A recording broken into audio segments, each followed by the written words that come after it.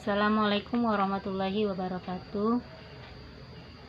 Adapun tujuan kami membuat video ini yaitu untuk melengkapi tugas kami dalam mata kuliah pemeriksaan akuntansi 1. Di sini saya dan teman saya dari kelompok 10 yaitu bernama Lena Yanti akan memaparkan hasil dari makalah kami yang berjudul Pengendalian Risiko dan Desain Pengujian. Untuk pembaca pertama yaitu saya persilakan kepada saudari Lena Yanti. Baiklah, perkenalkan nama saya Lena Yanti Huta Barat, NPM 18011 dari Prodi Pendidikan Ekonomi Konsentrasi Akuntansi. Di sini saya akan menjelaskan atau memaparkan hasil makalah kami dari kelompok 10 yang berjudul Pengendalian Risiko dan Desain Pengujian. Baiklah, pertama yaitu penafsiran risiko pengendalian. Apa itu penafsiran risiko pengendalian? Penafsiran risiko pengendalian adalah proses evaluasi efektivitas desain dan operasi kebijakan dan prosedur struktur pengendalian internal terhadap pencegahan atau pendeteksian salah saji material dalam laporan keuangan. Kegiatan ini dilakukan oleh auditor pada tahap pemahaman dan pengujian atas struktur pengendalian internal oleh klien. Adapun tahap-tahap yang perlu dilakukan adalah sebagai berikut. Yang pertama, pertimbangkan pengetahuan yang diperoleh dari pemahaman atas struktur pengendalian internal. Kedua, yaitu lakukan identifikasi terhadap salah saji potensial yang dapat terjadi dalam asersi entitas. Poin ketiga yaitu lakukan identifikasi pengendalian yang diperlukan untuk mencegah atau mendeteksi salah saji. Pada poin keempat yaitu lakukan pengujian pengendalian terhadap pengendalian yang diperlukan untuk menentukan efektivitas dan operasi struktur pengendalian internal. Selanjutnya yaitu poin terakhir yaitu poin kelima. Lakukan evaluasi terhadap bukti dan buat taksiran risiko pengendalian. Selanjutnya itu poin kedua, pengujian pengendalian. Apa itu pengujian pengendalian? Pengujian pengendalian adalah suatu prosedur atau struktur audit yang dilaksanakan untuk menentukan efektivitas desain atau operasi kebijakan dan prosedur struktur pengendalian internal.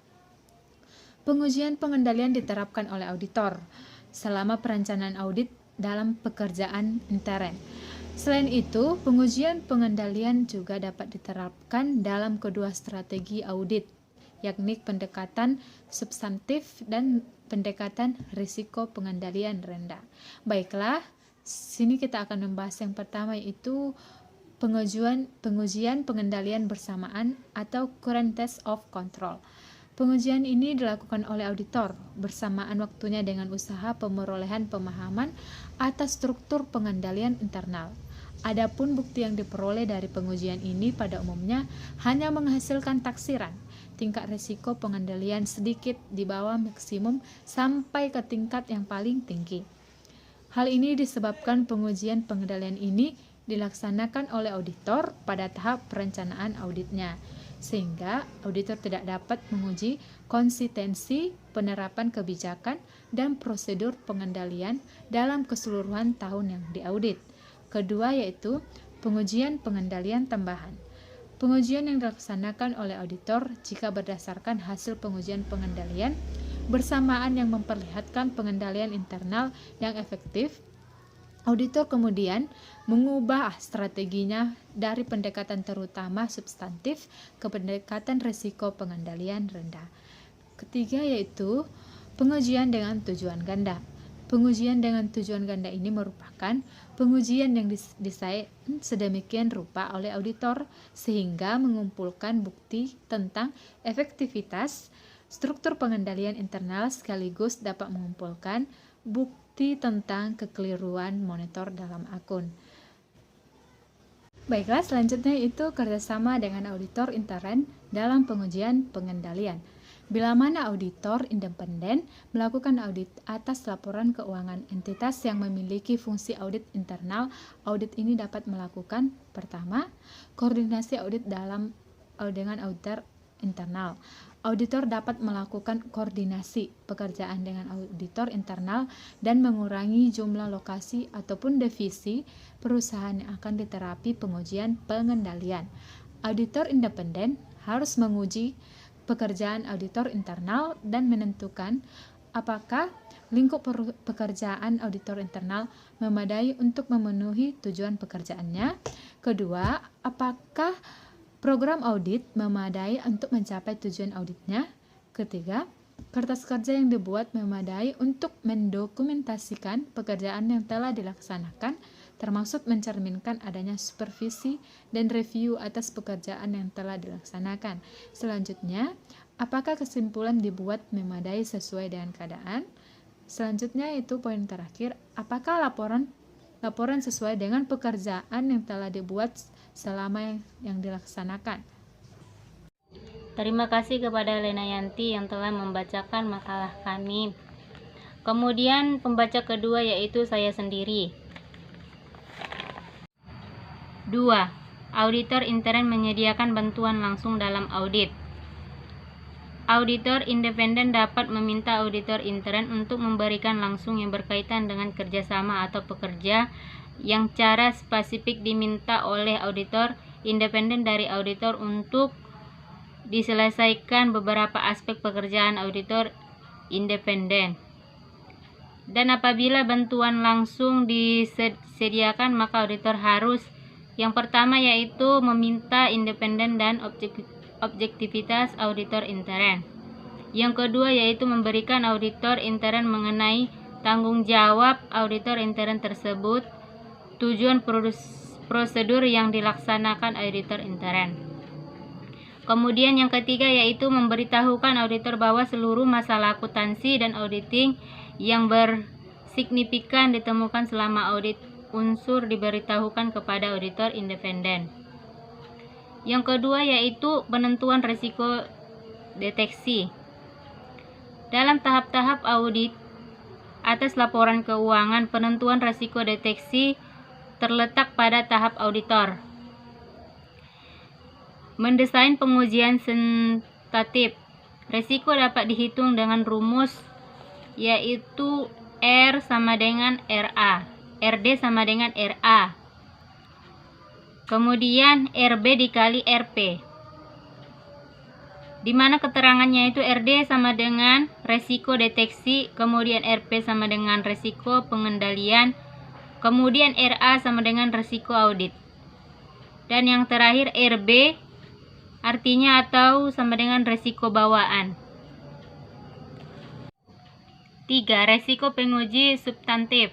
Resiko penguji substantif menghasilkan bukti audit tentang kewajaran setiap asersi laporan keuangan signifikan.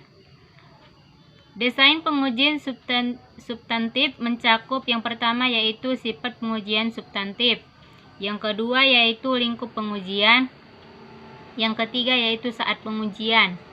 Kemudian yang keempat yaitu di sini kerangka umum pengembangan program audit untuk substantif. Dalam pengembangan program audit untuk pengajuan atau pengujian substantif, rangka umum yang dapat dipakai sebagai acuan adalah sebagai berikut, yaitu yang pertama, 1. Tentukan prosedur audit awal yang terdiri dari 5 langkah. Langkah yang pertama yaitu untuk saldo pos yang tercantum dalam neraca saldo akun yang bersangkutan dengan buku besar. Kemudian yang kedua yaitu tingkatan yang kedua yaitu hitung kembali saldo akun yang bersangkutan dengan atau yang bersangkutan di dalam buku besar.